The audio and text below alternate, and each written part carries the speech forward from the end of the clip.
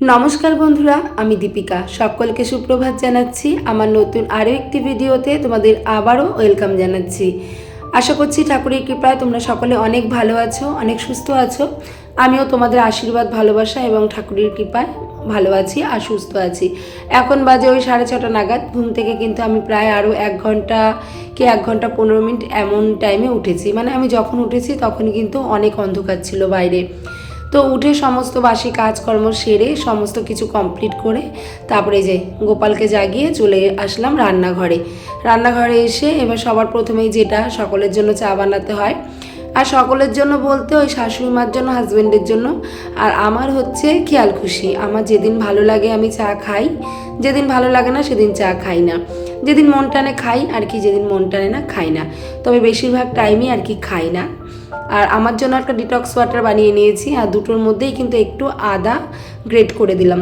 Detox ওয়াটারে একটু আদা great করে দিলাম আর চায়ের মধ্যে। আর লিকার চাটা না একটু আদা না দিলে কিন্তু একদমই ভালো লাগে না। দুধ চায়ে যদিও আদা না দিলে ভালো লাগে, খেতে ভালো লাগে, কিন্তু লিকার চায়ে একটু আদা দিলে বেশি ভালো লাগে। আদা চা আর কি বেশি ভালো লাগে।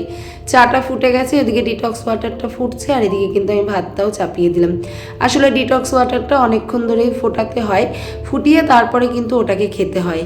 এদিকে সকলের জন্য চা দিয়ে আমার ডিটক্স ওয়াটারটাও কিন্তু ঢেলে নিলাম। ডিটক্স ওয়াটারটা হালকা সামান্য একটু ঠান্ডা করে তারপর খেয়েছিলাম, কারণ এটা উষ্ণ উষ্ণই খেতে হয়। এটা খুব গরম এমনিতেও খাওয়া যায় না, আর খুব গরম কিন্তু খেতেও নেই। সবাইকে চা দিলাম আর আমি ডিটক্স ওয়াটারটা খেয়ে তারপর ওই যে সকালবেলা চাল ধোয়া ডাল ধোয়া জলটা আমি রেখে দিয়েছিলাম, মানে চাল ধোয়া জলটা, সরি, আজকে তো ডাল রান্না করবো না, তো ডাল ধোয়া জল নেই এখানে, চাল ধোয়া জলটা দিয়ে কিন্তু এই যে গাছের মধ্যে লাগিয়ে দিলাম। আর তোমরা তো আগের ব্লগগুলো দেখেছোই যে আমার কিন্তু ছাদ বাগানে অনেক ফুল গাছ ছিল। তবে ঘর হওয়ার পর এখন যেহেতু সিঁড়িঘরটা হয়নি, তো দোতলার ছাদটা তো ব্যবহার করতে পারি না। তো অনেক টব হচ্ছে মাকে দিয়ে দিয়েছিলাম, মা নিয়ে বাড়িতে যত্ন করছে, কারণ এখানে থেকে থেকে নষ্টই হচ্ছিল গাছগুলো। আর গাছগুলোকে দেখে আমার ভীষণ মায়া লাগছিলো, কারণ বলো তো কি, গাছগুলোকে আমি অনেক যত্ন করতাম, অনেক ভালোবাসতাম। তবে গাছগুলো যেহেতু আমার আর রাখার জায়গা নেই সেহেতু দিয়ে দিয়েছিলাম, তবে 4-5টা টব আমি রেখে দিয়েছিলাম।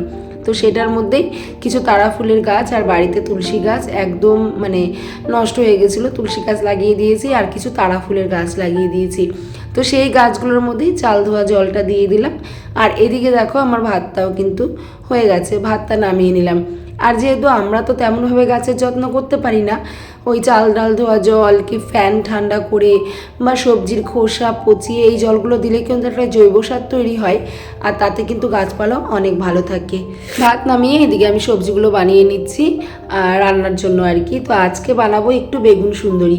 তো শীত পড়ার পর থেকে আমার মেয়ে রোজই বলে যাচ্ছে, মা তুমি বেগুন দিয়ে তো ওটা বানালা না একবারও। তো ওটা মানে কি, ওটা মানে হচ্ছে মেয়ের কথা, মশলা দিয়ে বেগুন দিয়ে যেটা বানাও সেটা তো একবারও বানালা না।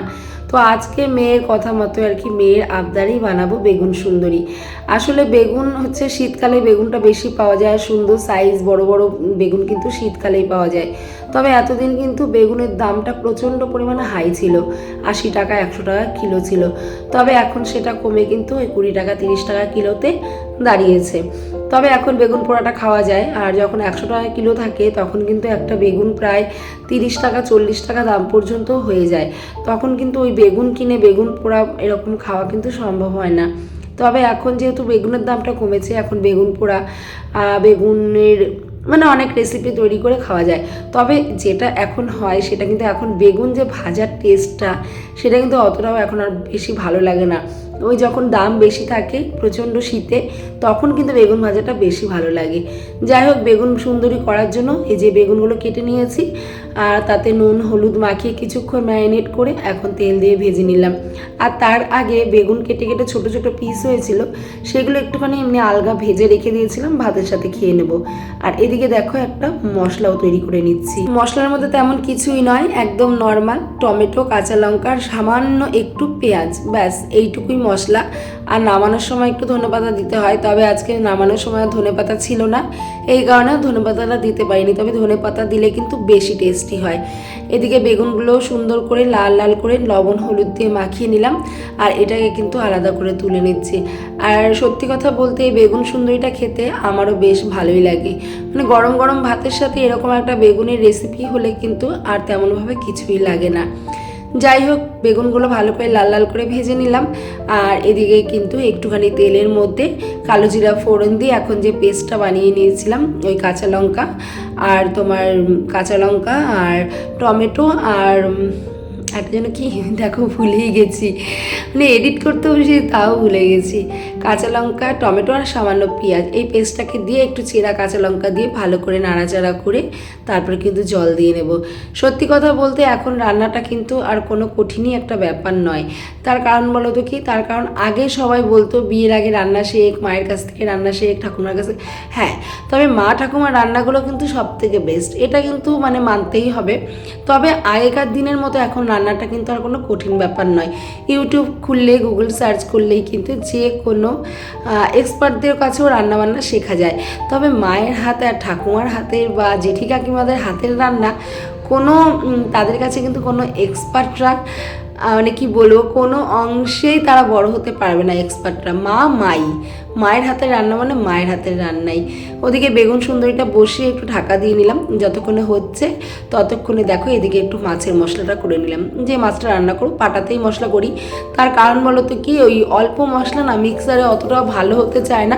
আর পাটায় বাটলে যেমন টেস্টটাও ভালো হয়, তেমনি অল্প মশলাতেও কিন্তু অনেকটা হয়ে যায়, যেটা কিনা মিক্সিতে হয় না। মিক্সিতে অল্প জিরা দিলে তো একদম মিহি হয়ই না, আর সেই সঙ্গে মানে অল্প মশলা একদমই ভালো হয় না। তবে পাটার মধ্যে অল্প মশলা দিলে যেমন মশলা বাটাটাও সুন্দর হয়, তরকারিটাও টেস্টি হয়, আর হচ্ছে খেতেও ভালো লাগে, আর অল্প মশলাতেও আমাদের কাজটা চলে যায়। আসলে গুঁড়ো মশলা ব্যবহার করা যেতেই পারে, কিন্তু গুঁড়ো মশলা আমার হাজবেন্ড, অন্বেষা, ঈশান কেউ মানে গুঁড়ো মশলার তরকারিটা খেতে অতটাও পছন্দ করে না।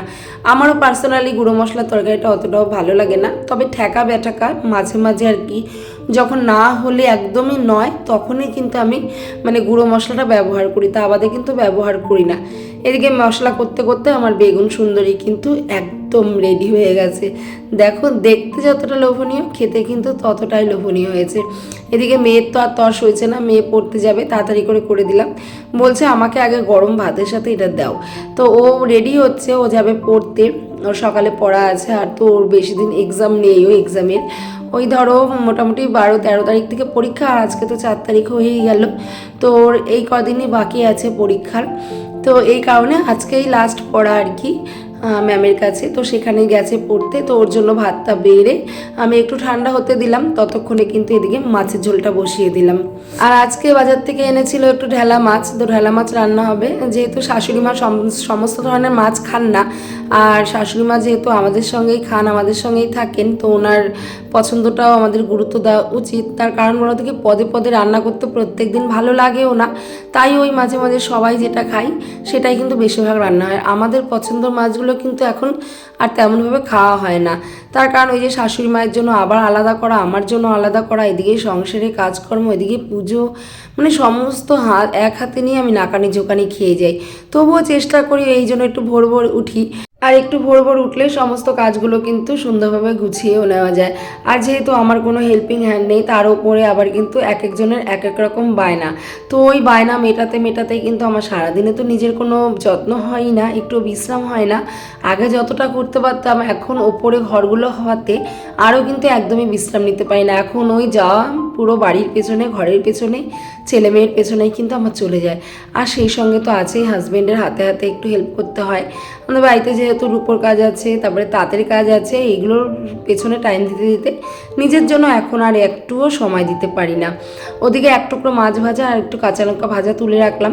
আর আজকে আমার মাছের ঝোল কেন জানি না খেতে ইচ্ছা করছে না একদম, তো এই কারণে মাছ ভাজা তুলে রাখলাম। বেশ মাছ ভাজা দিয়ে ভাত খাওয়া হবে, খেতে ইচ্ছা করছে তাই তুলে রাখলাম। আর ওদিকে মাছের ঝোলটা রেডি হতে হতে আর কি বসিয়ে দিয়ে এদিকে মেয়েকেও ভাত খাইয়ে দিলাম, ও চলে যাবে পড়তে। আর আমার ছেলে মেয়ে দুটো এমনই হয়েছে, মানে কি বলবো, আমি যদি খাইয়ে দিই তাহলে বেশ পেট ভরে খায়, আর আমি যদি না খাইয়ে দিই তাহলে কিন্তু ওরা একদম ফেলে চড়ে ঘেটে মেটে একটুখানি খেয়ে ব্যাস হয়ে যায়। তো বাচ্চারা না খেয়ে থাকলে কিন্তু একদম ভালো না, কারণ ভালো লাগে না। কারণ আমাদের সকাল থেকে কাজ করা কাদের জন্যই, ছেলে মেয়েদের জন্য, সংসারের জন্য, এই তো। তাহলে ওরাই যদি পেট ভরে না খায়, তাহলে আমাদের এত পরিপাটি করে রান্নাবান্না, এত পরিপাটি করে কাজকর্ম করার কি মানে, কোনো মানেই হয় না।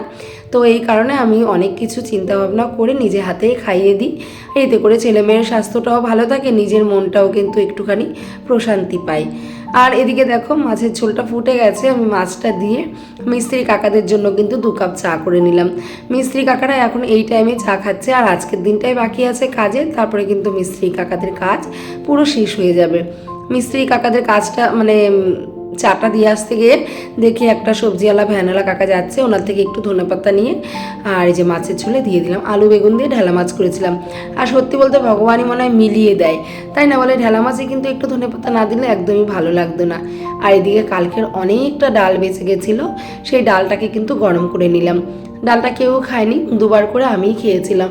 আসলে বলো তো কি, ওই যে একদিন তোমাদের বললাম না যে অনেক কষ্ট করেছি, অনেক না খেয়ে থেকেছি, অনেক জামা কাপড়ে কষ্ট করেছি, তো আমার না এই জন্য খাবার অপচয় করতে একদম ভালো লাগে না।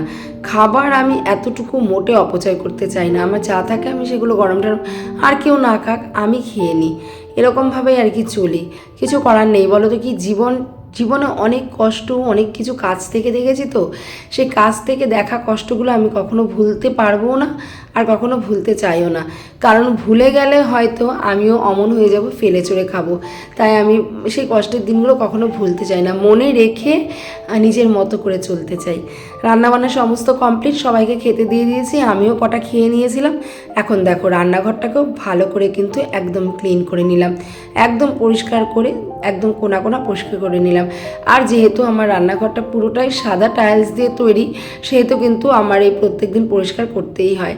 আর প্রত্যেক দিন একটু ভালোভাবে যদি পরিষ্কার না করি, একবার যদি সাদা টাইলসের দাগ হয়ে যায় বা নোংরা হয়ে যায়, তাহলে কিন্তু দেখতে খুবই বাজে লাগবে। রান্নাবান্না, খাওয়া দাওয়া, রান্নাঘর পরিষ্কার সমস্তটাই কমপ্লিট। আর আজকে জানো তো ওই ঘরের ওপরের ঘরগুলো না বিছানাটা তোলা হয়নি, কারণ ওপরের ঘরে বিছানা তুলে ঘর মুছে সমস্ত কিছু করতে করতে অনেকটা বেলা হয়ে যায়। তো বেলা হয়ে গেলে এবার রান্নাটা করতে অনেকটা দেরি হয়ে যায়, সকলের খিদেও পেয়ে যায়। তো এই কারণে আমি আজকে কি করেছি, সকাল সকাল রান্না কমপ্লিট করে তারপরে কিন্তু চলে এসেছি ওপরে এই যে বিছানা তুলতে। আসলে আমাদের প্রত্যেক দিন কিন্তু কাজ একই রকমভাবে হয় না, সংসারের কাজ প্রত্যেক দিন একই থাকতে পারে, তবে এক রকম একটা রিদিমে যে প্রত্যেক দিন চলতে পারবো তেমনটা কিন্তু হয় না। কোনো দিন এক একটা কাজ কিন্তু আগে পরে হয়ে যায়। হ্যাঁ, তবে প্রত্যেকটা কাজ আমাকে করতেই হবে জানি, তবে কিন্তু সেটা আগে পরে। কোনো দিন হয়তো বিছানাটা আগে তোলা হয় বা কখনো বিছানাটা পরে তোলা হয়, তবে কিছু করার নেই। আমাদের পরিস্থিতি বুঝে, সময় বুঝে তো সমস্ত কাজ করতে হবে। তো সেরকমই সময় বুঝে, পরিস্থিতি বুঝে কিন্তু সমস্ত কাজগুলোকে আমি করি। আর যেহেতু একার হাতে কাজ, একার সংসার, সে আমার মতো করে আমাকে কিন্তু বুঝে শুনে কাজগুলো করতে হবে। দুটো ঘরেই বিছানাটা তুলে নিলাম, আর তারপরে আরও একবার কিন্তু ভালো করে ওই ঘরটাকে ঝাড় দিয়ে নিয়েছি, যেটা অফ ক্যামেরাতেই করেছি। কারণ সব কিছু অন ক্যামেরাতে দেখাতে গেলে, এত বড় বাড়ি পরিষ্কার ঝাড় দেওয়া সমস্তটা যদি আমি দেখাতে যাই, তাহলে কিন্তু ভিডিওগুলো অনেকটা বড় হয়ে যাবে, আর আমার কোনো কাজ কিন্তু টাইম মতো হবে না। কারণ দেখো, একটা ভিডিও এমনি নর্মালি আমি কাজ করলে যতটা না সময় লাগে, ভিডিও করতে গিয়ে সেই কাজটা করতে গেলে কিন্তু তার থেকে বেশি সময় লাগে। এটা কিন্তু আমাদের প্রত্যেককেই মানতে হবে, যারা ইউটিউব করি, যারা ব্লগ করি, আমরা কিন্তু সকলেই জানি। যাই হোক, ঘর দোয়ার পরিষ্কার করে ভালো করে ছেড়ে ছুড়ে এখন দেখো সুন্দর করে মুছেও নিলাম প্রত্যেকটা ঘর মুছে, প্লাস কিন্তু আমি সিঁড়ি মুছে আবার নিচের ঘরগুলো মুছেছি, তবে পুরোটাই অফ ক্যামেরায়। ওপরের ঘরগুলোই দেখালাম তোমাদের, নিচের ঘরগুলো কিন্তু আর দেখালাম না, কারণ এত দেখাতে গেলে তো আর হবে না। যাই হোক, এখন বাজে দুপুর 2টো, আমার স্নান ধান সংসারের সমস্ত কাজকর্ম কমপ্লিট। এখন চলে এসেছি ঠাকুর ঘরে ঠাকুর পুজো দিতে। সংসারে যত কাজই করি না কেন, এই পুজোটা না দেওয়া পর্যন্ত কিন্তু মন থেকে কোনোভাবেই শান্তি পাই না। আর সব থেকে বড় কথা, আমার যদি কেউ একটুখানি হেল্প করার থাকতো, তাহলে হয়তো নিজের জন্য একটু সময় বার করতে পারতাম। তবে সত্যি কথা বলতে, এত 20টা বছরের সংসার জীবনে কারোর থেকে কখনো হেল্প পাইও নি, আর এখন তো আশা ছেড়েই দিয়েছি যে কেউ আমাকে কোনো একটা কাজে হেল্প করবে। তবে খুব কষ্ট হয় মাঝে মাঝে একা একা কাজগুলো করতে সমস্ত, যেহেতু শুধু সংসারের কাজ নয়, বাইরের কাজও আমার থাকে, তো এই কারণেই মাঝে মাঝে খুব কষ্ট হয়। তবে অভ্যস্ত হয়ে গেছি এখন আর কষ্টটাকে কষ্ট মনে করি না, শুধু এটাই এটাই মনে করি আমার নিজের সংসার, নিজের কাজ আমার কিন্তু নিজেকেই করতে হবে। এটা ভেবেই কিন্তু এই দিনের পর দিন সারা দিন সকাল থেকে রাত পর্যন্ত একভাবে টানা কাজ করে চলেছি।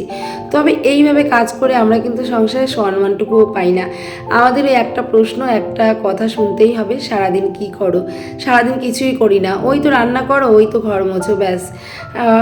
কি বলবো, একটা সংসারে যে কত কাজ থাকে যে করে, বা আমাদের মতো গৃহিণীরাই কিন্তু শুধুমাত্র বোঝে। যাই হোক, তর্ক বিতর্ক এগুলো নিয়ে করলে সারা দিনও কাটবে না, আর তর্ক বিতর্ক করে লাভও নেই, কারণ আমাদের এভাবেই চলতে হবে। সংসারের সমস্ত কাজকর্মে করে এই যে এখন ভালো করে পুজোটাও দিয়ে নিলাম। এখন বাজে দুপুর 2:30, সমস্ত কাজকর্ম আমার কমপ্লিট। স্নান সেরে সুন্দর করে পুজো দিয়ে গোপুসোনাকে স্নান করানো, বজরংবলীকে স্নান করানো, সমস্তটাই কিন্তু আমার কমপ্লিট হয়ে গেছে।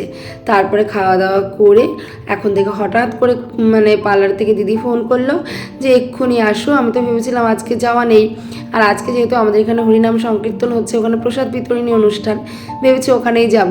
তবে পার্লার থেকে দিদি ফোন করেছে যে না, এক্ষুনি আসতে হবে তোমার, আর্জেন্ট আর কি কাজের। তো একটা দুজনে, এই যে এই দিদিটা আমি দুজনে মিলেই শিখি, তো দুজনের উপরে প্র্যাকটিস করলাম। যাই হোক, আমার এসে উপকারই হলো, যেহেতু একটা কাজ শিখছি সেটাকে মন দিয়ে শেখাই আমার কর্তব্য। সমস্ত কাজকর্ম রান্নাবান্না কমপ্লিট, এই যে কাজে চলে এসেছিলাম। কাজের থেকে এই দেখো, বললাম না আমাদের এখানে প্রসাদ খাওয়া, তো ফেরার পথে তোমার দাদাভাই আমাকে নিতে এসেছিল, এসে এই যে দুজনে মিলে একসাথে কিন্তু প্রসাদ খেয়ে নিলাম। চলো, মহাপ্রসাদ খেতে খেতে আর হরে কৃষ্ণর নাম বিলোতে বিলোতে কিন্তু তোমাদের থেকে বিদায় নিচ্ছি। রাধে রাধে বন্ধুরা, সকলে ভালো থেকো, অনেক সুস্থ থেকো। আবারও নতুন আরেকটা ভিডিওর আমন্ত্রণ জানিয়ে আজকে এখানেই রাখছি। সকলে অনেক ভালো থেকো, অনেক সুস্থ থাকো, আর আমাকে একটু সাপোর্ট করো, একটা লাইক করো, একটা কমেন্ট করো, নতুন বন্ধু হয়ে থাকলে সাবস্ক্রাইব করে দিও। চলো, টাটা সবাইকে।